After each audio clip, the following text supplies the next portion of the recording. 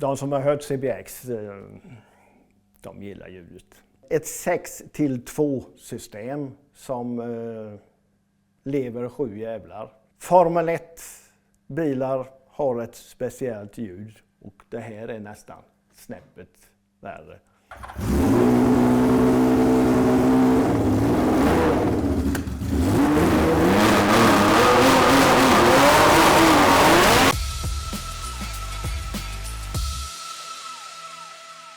Hallå, hallå! Tjena! Hur är läget? Ja, men det är bara bra. Ja, hur går det för PG då? Ja, men det går väl framåt. Det är ju vinter och det är kallt ute, så det är väl inte... Alltså det blir ju mestadels i garaget. För tittarna som inte vet vem PG Tält är så har du byggt fantastiska bilar och motorcyklar. Men senast jag var här så hade du en guldig sak. Ja, det var ju min Windviper då. Det vann jag ju Sveriges snyggaste bil med 22. Var det är 2 år sedan då. Så den har väl fått rulla en del. Problemet var ju bara det att jag hade ju ingen cabriolet till den. Byggde färdigt en ställning och sedan så skulle jag ju vänta på Mr. Sybo att han skulle klä den. Men det blev lite framflyttat tiden där, så nu i höstas så blev den till, så då körde jag upp bilen till Sybo och nu är det färdigt. Jag tejpade upp det här innan för att se ungefär hur det skulle se ut då, va? När då Mr. Sybo hade gjort den här så ja, jag blir ju bara positivt överraskad att det blev så bra. Jag drog ju fram den ställningen i framkant här så jag får liksom lite gangsterkeps över det. Som jag tycker är lite häftigt. Sällan att man ser en cabriolet se bättre ut med cabben uppe. Men faktiskt så tycker jag att, och fler med mig, att det ser bättre ut med cabben uppe här. Väldigt nöjd. Jo, alltså ställningen här, det tog jag ifrån en Mazda Miata. Krympte ner dels på längden och även på bredden. Tanken var nu här sen att jag skulle ha någon form av lås, för det är ju alltså en lucka som går att fälla upp så jag får ner cabrioleten. Köpte ett par lås ifrån, ja det är ju Corvetten, de gamla Corvetterna. Så hade de ju lås för det sista bågen skulle låsa i då den luckan. Tänkte mig väl inte riktigt för att jag tyckte alltså designen på luckan tillhör ju bilen och så ska man plötsligt ha 2 stycken lås uppe, det störde mig. Så jag skippade den idén och låsningen mot karosseriet här har jag bara tagit ifrån, kan man säga, B-stolpen, den bågen här, den fasta bågen. Har jag då låst med 4 stycken stänger så det ligger och trycker emot karosseriet. Undre bågen är ju bredare än karosseriet så att för att fälla det här måste jag då haka i den för att få ner den i utrymmet här då. Och det funderar jag på mycket hur jag skulle lösa det här med, för att tyget vill man ju ska följa med ner här. Men då är ju Sybo så förnulig så han körde korvborre. Så att vi lossar bara alltså kabeln ner till här. Fäller upp och trär ner bågen. Och sen är den nere. Och här behöver ju liksom, oftast blir det ju så efter tid så slackar alltså tyget. Men det behöver man inte vara rädd för här. Utan när det är lite slack då tar man bara och sträcker till det ännu mer över kardborren här. Så får man hela tiden snygg fason. Nu när då cabben var färdig så började man fundera på, var det någonting som inte lirade fullt ut när jag väl var ute och körde med den. Så då märkte jag det att kopplingen, alltså normalt sett, jag menar mjuken där, det är ju automat. Men här är det manuell låda. Och trögtampad till 1000. Vi var då nere på, det var väl i Emmaboda, på den Power Meet. Och det var köer både ut och in. Och efter ett par hundra koppling eller nedtrampad av kopplingen så börjar man känna att krampen smyger sig på. Så det var precis att jag lyckades. Jag hade alltså för dåliga benmuskler för det här då. Så dels får jag träna lite mer. Men jag hade ju liksom i kopplingscylindern här, så det är ju typ Volvo Amazon. Hade även PV hade sådana där. Nu finns det alltså 2 olika storlekar eller grovlekar på kolvarna där. Så jag hade den stora kolven och då blir det ju svårtrampat. Men nu har jag gått ner i dimension och jag hoppas att det kommer att bli bra mycket bättre. Så att ju mindre kolv man har, ju lättare har man för att förflytta då oljan. Så jag hoppas att det kommer till att fungera. Så egentligen är det väl bara det som har varit lite problem. Men alltså sånt som man retar sig på. Så nu hoppas jag att allt ska fungera som det ska. Och som sagt, det kan regna sen. Ja, bilen bakom där ska vi titta på vid ett senare tillfälle. Den får vi spara lite grann. Den kan vi spara. Ja. Men jag kom ju faktiskt hit för att du har ju hämtat hem någonting. Ja, det hände en sak. Alltså det är ju en lång historia det här, men jag började ju bygga en hel del hojar på slutet 70-talet och början av 80-talet. 1984-85 byggde jag mig en CBX Chopper, alltså en 6-cylindrig Honda. Idag, CBX har ju blivit en samlarcykel. Och de som får se att jag har skrotat ner en CBX och använt motorn till en Chopper, alltså de bara skakar på huvudet. Men nu är det så att förr i tiden fanns det något som hette Folksam Auto i Växjö. De alltså tog om hand skrotade, eller både motorcyklar och bilar skrotade ner utefter att det hade då, delvis krockar och haveri helt enkelt då, som man ville då spara.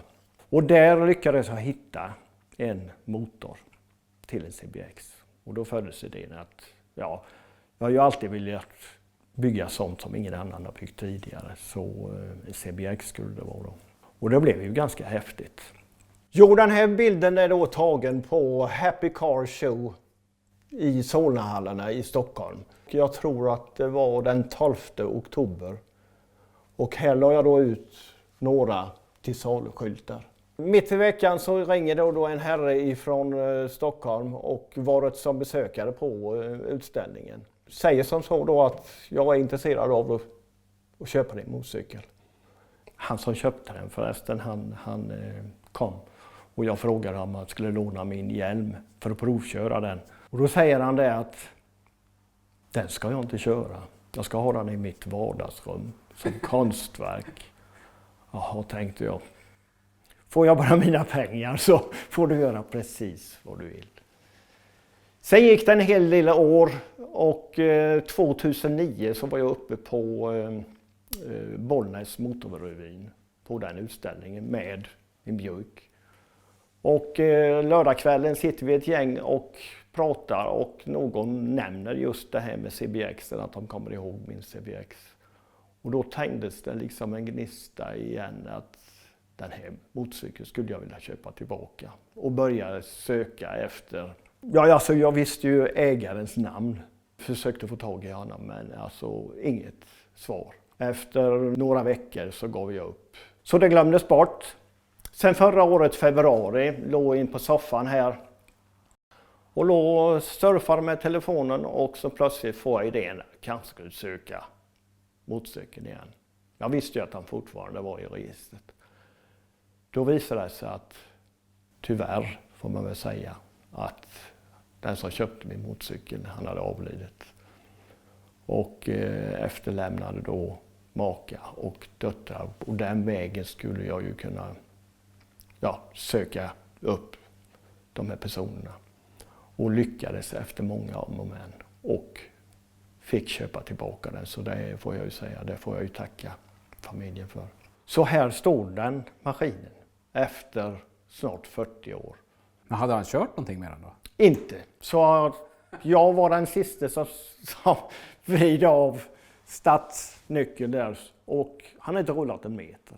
När jag var och hämtade den här cykeln, eller han stod med en presenning över och lyfte lite försiktigt på bakarna och fick se att han är i stort sett samma skick som när jag sålde den. Tårarna bara trillade, jag var helt knäckt. När jag väl fick hem den här motorcykeln, jag tvättade av den. Det enda jag har gjort, det var ju att plocka ut stiften, i med olja i loppen, bytte olja, renoverade förgasarna och tog ett kompressionsprov, för man visste ju inte riktigt hur det såg ut med ventiler och sånt. Men kompressionsprovet såg bra ut. Nya stift och lite ny bensin. Jag tog faktiskt 2-taktsbensin första gången för att kunna starta upp det då. Och malde till några gånger och plötsligt då var han igång igen. Första gången på 40 år, nästan 40 år. Så det var en rysning. Kommer du bruka den här nu då? Ja, alltså nu har jag ju inte kört motorcykel på många år. Jag måste ju fixa till en sån här avrostningskurs här på trädgården med lite koner och lära mig köra så där igen, för frågan är om jag vågar. Det här är ju perfekt hoj att åka på sån här avrostning på. Om du kommer på den här då vill jag vara där, kan jag säga. Det är ju det jag menar, jag måste ju avrosta mig själv här i trädgården ett tag. För alltså man glömmer ju. Men alltså det känns, alltså jag känner igen mig. Men det vill nog till och ta det lite försiktigt. Men det känns alltså för kroppen. Han är byggd för mig. Ja, vänta, sitt kvar så ska jag bara visa tittarna vad du menar på. Det ser inte så jätteskönt ut här. Jo, men jag tycker det är skönt. Jo, men det passar mig perfekt. Men det är väl min krokiga rygg. Men jag byggde ju för att jag skulle kunna vila med det. Ja, men det är fint. Det är jättebra.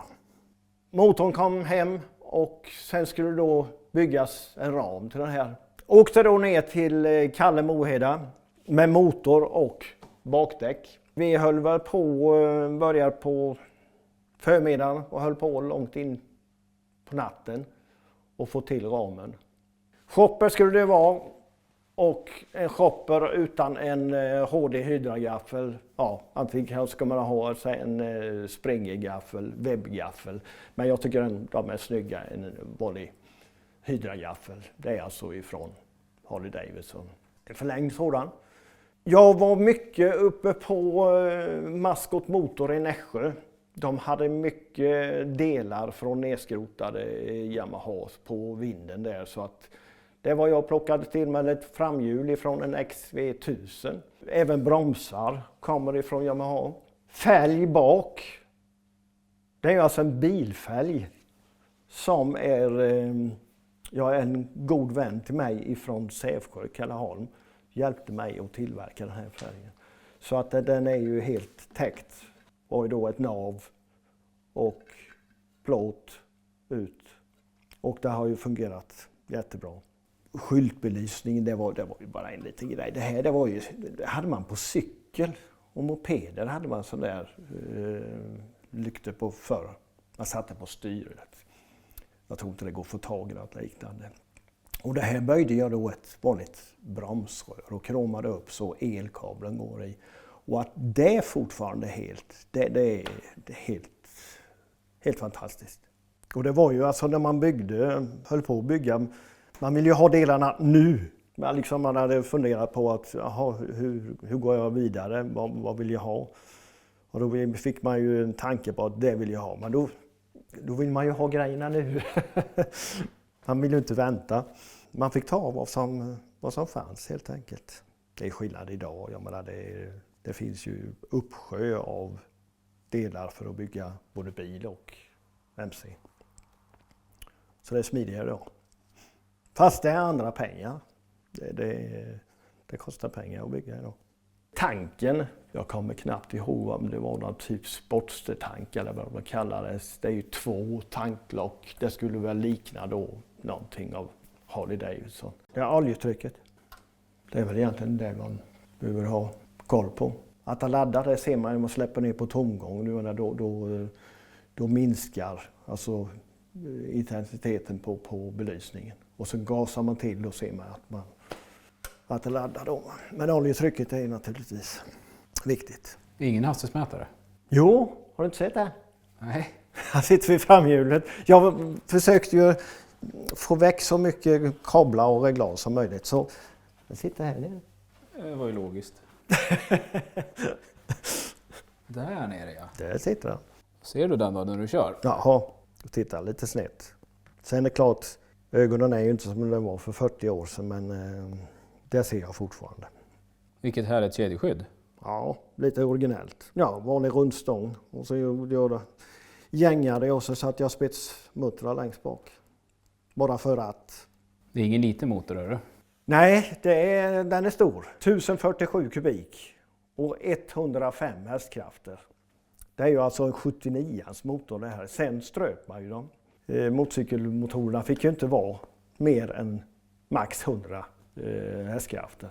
Ett 6-2 system som lever 7 jävlar. Det låter gott. Alltså, Formel 1 bilar har ett speciellt ljud och det här är nästan snäppet värre.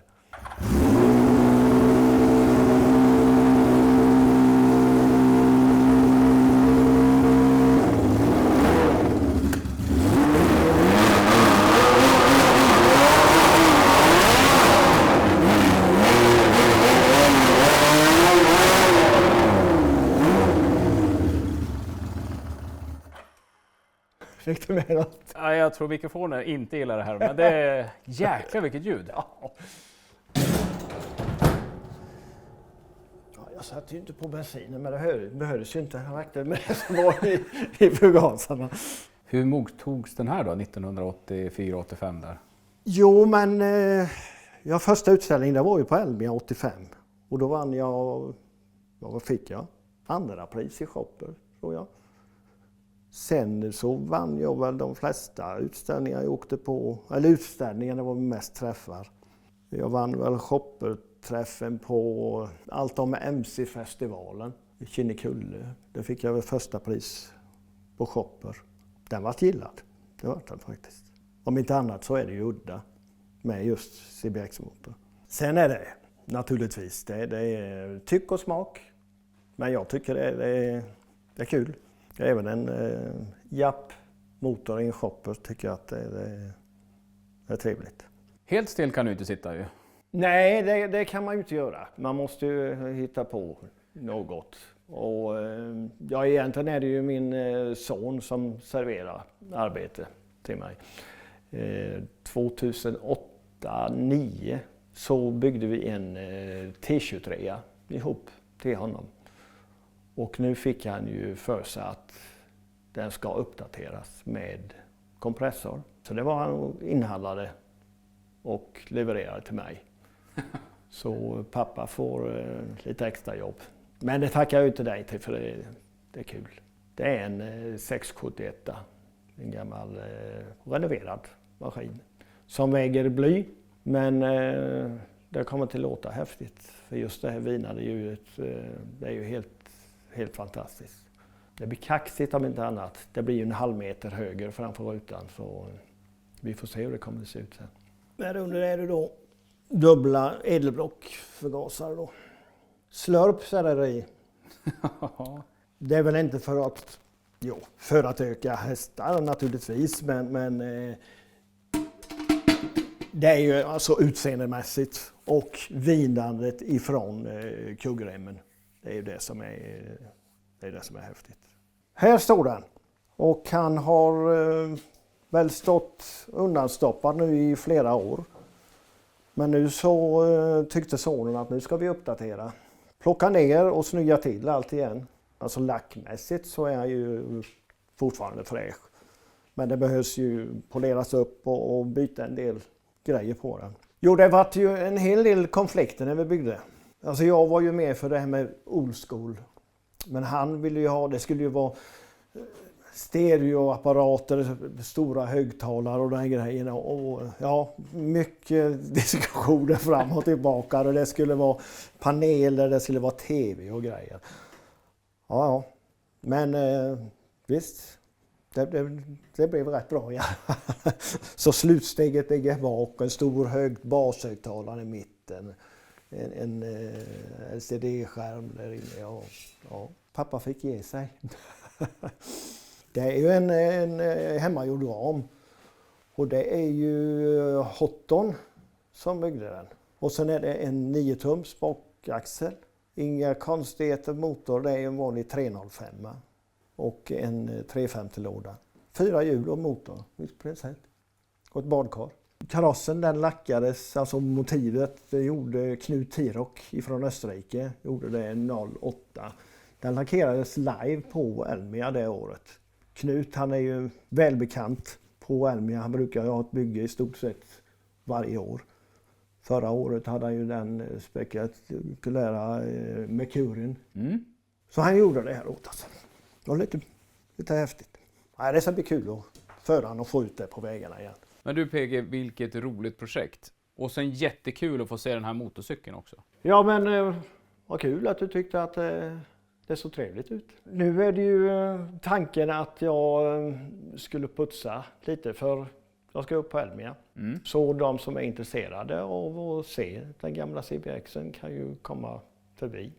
Jag har inte tänkt att putsa för han ska vara som den är, orenoverad. Men ni är välkomna till Custom Motorshow. Men du PG, vi lär väl synas där uppe om inte annat? Ja, det gör vi säkert. Och gör vi inte det så syns vi i sommar på alla träffar. Jaha, absolut. Det ser ut att åka riktigt. Och får du komma tillbaka sen får vi se om vi får lite bättre puts på T23. Absolut. Då säger vi på återseende. Ha det gott! Hej hej! Hej hej!